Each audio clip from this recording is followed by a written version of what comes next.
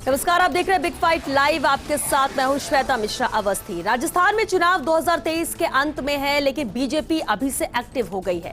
बीते 2 महीने में प्रधानमंत्री नाथद्वारा और अजमेर दौरे पर आए। रक्षा मंत्री राजनाथ सिंह कल जोधपुर आए। आज बीजेपी के राष्ट्रीय अध्यक्ष जेपी नड्डा भरतपुर दौरे पर रहे और अब कल गृह मंत्री अमित शाह उदयपुर आएंगे। दिग्गजों के ताबड़तोड़ दौरे सूबे की सियासत के गणित को साधने की कोशिश कर रहे हैं। कांग्रेस का कहना है कि इस बार सरकार रिपीट होगी, तो वहीं बीजेपी का दावा है कि 5 साल बाद सरकार चेंज होने का ट्रेंड जारी रहेगा। हालांकि सियासी जानकारों की माने तो बीजेपी के लिए मरुधरा की राह आसान नहीं होगी, लेकिन दिग्गजों के दौरे मरुधरा के दौरों में कितने अहम साबित होंगे, बात आज इसी मुद्दे पर करेंगे। क्योंकि अब जिस तरह से कार्यक्रम तय हो चुका है, प्रधानमंत्री नरेंद्र मोदी भी बीकानेर आ रहे हैं 8 जुलाई को। बेहद खास मुद्दा, चर्चा आज इसी पर।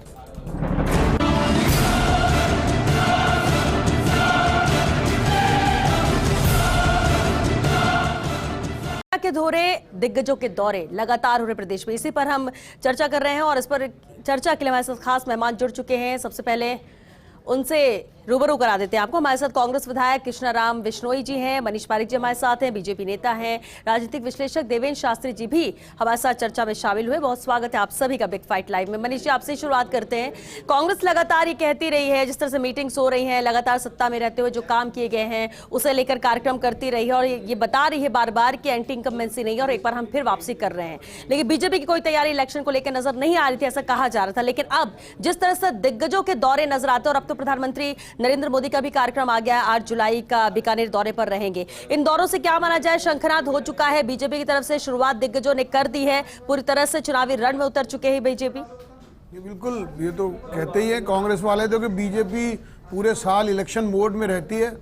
आप समझ सकते हैं श्वेता कि जिस तरह से संपर्क से समर्थन, इसी तरह से संकल्प से सिद्धि, इसी तरह से मेरा बूथ सबसे मजबूत, ये जो अभियान लगातार चल रहे हैं, विस्तारक योजना, ये संगठन ने पूरी तरह से चाक चौबंद सब कार्यकर्ताओं को, जो 52,000 बूथ हैं, उसे पूरी बूथ समिति बनी है। इसी तरह से आप कहेंगे तो वहाँ पर फोटो युक्त बूथ समितियों के पूरे चित्र जारी हो गए हैं, उनका सत्यापन हुआ है। लगभग 10 लाख कार्यकर्ता इस विषय में पूरे इन्वॉल्व हैं। तो ये तो ऑर्गेनाइजेशनल तैयारी है। और अभी आपने देखा, तो इसमें भी मैं एक बात एम्फेसिस करना चाहता हूं कि आप माननीय मोदी जी के डोम में आप देखेंगे उनको सुनने देखने लोग आते हैं, 1-1.5 लाख लोग आम बात है। इसी तरह से अमित शाह जी, नड्डा जी, इनकी अभी कुल मिला के 6 सभा हुई है। तो सब जोड़ के आप बात करें तो 8 लाख लोगों से सीधा संपर्क हुआ है। डोम की संख्या भी अगर आप पूरा लेते हैं, बाहर वालों को नहीं जोड़ते हैं, तो दौसा से लेके अभी तक माननीय प्रधानमंत्री जी, अमित शाह जी, नड्डा जी और इन सब, राजनाथ सिंह जी भी कभी थे, तो ये जोड़ लेंगे तो लगभग 10 लाख लोगों से पिछले 20-25 दिनों में ये संपर्क हुआ है। तो it is very big thing. और मुझे लगता है कि बीजेपी ने पूरी अपना प्रचार अभियान, जिसको कहते हैं जनसेवा का परिचय देने की बात है, वो सारा काम शुरू किया है। और इन्हीं, आप संख्या को भी इम्पोर्टेंट मैं इसलिए कह रहा हूँ कि कांग्रेस पार्टी या अदर पार्टीज के साथ ऐसा नहीं है। तो ऐसे 5-6 सभाओं में, कुल 10 सभाओं में 1 महीने में 10 लाख से ज्यादा लोग डोम में चलकर आए हैं, जिन्होंने भाजपा के नेताओं को सुना। यानी कि आप कहना चाह रहे हैं कि बीजेपी और बीजेपी के दिग्गज चेहरों के क्रेज उसी तरह से बरकरार है, भले कोई जितना भी कहे कि कोई लहर नहीं है इस बार, और इस बार कांग्रेस आएगी, लेकिन वो नजर आता है इस तरह की जब आम सभा, जनसभा को संबोधित किया जाता है इनके द्वारा। वापस लौटेंगे मनीष जी आपके पास। कृष्णाराम विश्नोई जी हमारे साथ। कृष्णाराम जी, आपने सुना मनीष जी ने क्या कहा, लेकिन सबसे अहम है, देखिए बीजेपी के दिग्गजों की बात करें, राजनाथ सिंह दौरा करते हैं, संबोधित करते हैं। आज अगर जेपी नड्डा ने भी कहा, सीधे तौर पर कांग्रेस पर प्रहार किया है। कांग्रेस कितनी तैयार है, क्योंकि अब बीजेपी के दिग्गज जब राजस्थान में आकर यहां पर जनसभा करेंगे, कांग्रेस को घेरेंगे, सत्ता में है कांग्रेस और इसके बाद भी प्रहार करेंगे, तो क्या उसका जवाब देने के लिए कांग्रेस की क्या तैयारी है?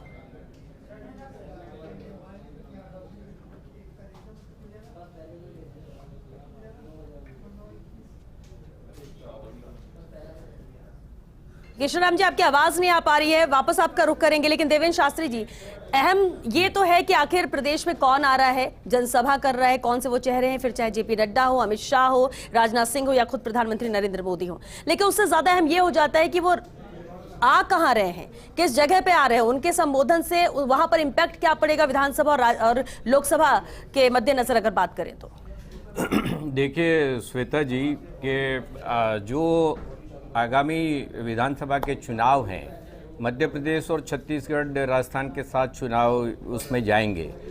बीजेपी के लिए आज के दिन जो पॉलिटिकल सिचुएशन है उसमें आप देखेंगे कि नरेंद्र मोदी जी का एक लोकप्रियता का ग्राफ जो है थोड़ा सा घट रहा है। तो बीजेपी के लिए ऑप्शन कितने हैं? इन 3 स्टेट्स में राजस्थान सबसे ज्यादा संभावना वाला स्टेट है।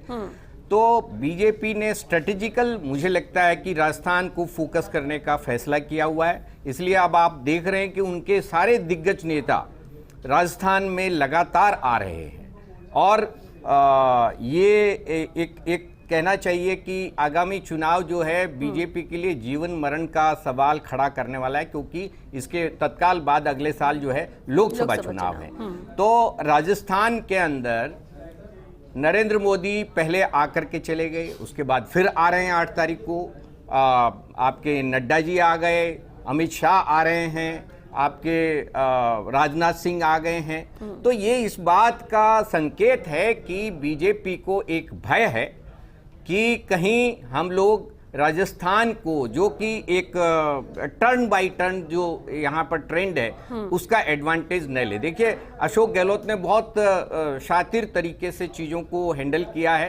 एक टेस्टेड फार्मूला आम आदमी पार्टी का जो है, फ्री बिजली, आपके दूसरे तमाम जो बेनिफिट्स वोटर्स को देने चाहिए, वो चुनाव से पहले उन्होंने लागू कर दिए हैं। तो ये खतरा है कि जो मेजोरिटी मिडिल और लोअर क्लास है वो अगर कांग्रेस की तरफ टर्न कर गया तो फिर बीजेपी के लिए जो एक एंटी इनकम्पेंसी के तहत इनको जो मौका मिलना चाहिए वो बदल भी सकता है। अब इनकी एक पॉइंट मैं और कहना चाह रहा हूं कि एक तीसरी पार्टी जैसे आम आदमी पार्टी भी यहां ट्राई कर रही है। बीजेपी के लिए ये एक बहुत बड़ा एडवांटेज हो सकता है अगर आम आदमी पार्टी ने 1-2%, 3%, 4% वोट हासिल कर लिए तो बीजेपी के लिए कांग्रेस को हराना आसान होगा। कितनी तैयारी आम आदमी लेकिन पार्टी अगर की उनके है? बीच में अंडरस्टैंडिंग हो गई तो कांग्रेस के लिए फिर बीजेपी के लिए ये एक टफ स्टेट होगा। गिरधारी सेपट जी भी हमारे साथ हैं, आप नेता है। गिरधारी जी स्वागत है आपका। गिरधारी जी, जो बात अभी कही देवेंद्र शास्त्री जी ने, आम आदमी पार्टी डगे की चोट पे कह तो रही कि हम मैदान में उतर रहे हैं, लेकिन क्या वाकई में कांग्रेस और बीजेपी को टक्कर देने के लिए राजस्थान में तैयारी हो चुकी है? देखिए, राजस्थान में आम आदमी पार्टी जाति धर्म की राजनीति करने तो आई नहीं है। दिल्ली का जो मॉडल है हमारा, वो बिजली, पानी, शिक्षा, स्वास्थ्य, जनता के मौलिक अधिकार, ये सब चीजें लेकर आम आदमी पार्टी मैदान में आ रही है। और मैदान में आने के साथ साथ में आम आदमी पार्टी ये भी कहती है कि हम कोई राजनीति करने नहीं आए, हम व्यवस्था को बदलने आए हैं। और इस व्यवस्था में जो पहला चरण आम आदमी पार्टी का है वो जनता को सुविधाएं देना है। आज जिस तरह से बीजेपी जातीय ध्रुवीकरण करते हुए, पहले हमारे आदरणीय नरेंद्र मोदी जी हैं, वो भीलवाड़ा में गुजरों की सभा करते हैं। कल राजनाथ जी हैं, वो जोधपुर साइड में अपनी एक राजपूतों के बाहुल्य वाले क्षेत्र में राजपूत नेता आके करते हैं। तो ये जातीय जो मुद्दे बना के और येन केन प्रकारेण है बीजेपी जनता को दिग्भ्रमित करके और अपना उल्लू सीधा करना चाहती है।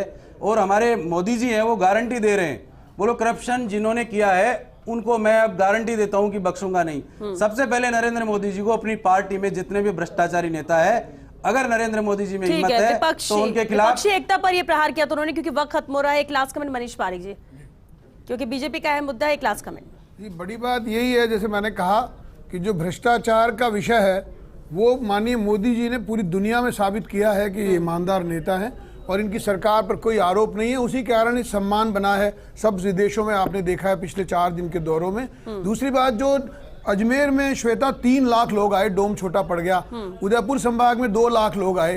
अभी ये जो लाखों लोग आ रहे हैं ये बताता है कि उनकी लोकप्रियता दिनों दिन बढ़ती जा रही है। क्योंकि अब प्रधानमंत्री नरेंद्र मोदी की ही नहीं, कल अमित शाह के भी दौरे हैं, एकजुट होंगे लोग, और फिर वो भी कहीं ना कहीं ये मैसेज देंगे कि आखिर कितने लोग इकट्ठे होते हैं, कितना वो मानते हैं, और क्या पहले जैसे ही लहर अभी भी कायम रहेगी, और क्या जो बातें कहने के लिए आ रहे हैं वो यहाँ के वोटर्स के दिलों तक पहुंचती है या नहीं। बहरहाल बहुत शुक्रिया आप सभी का इस चर्चा में शामिल होने के लिए। और चलिए 6 बिग फाइट लाइव में आज के लिए बस इतना ही। नमस्कार।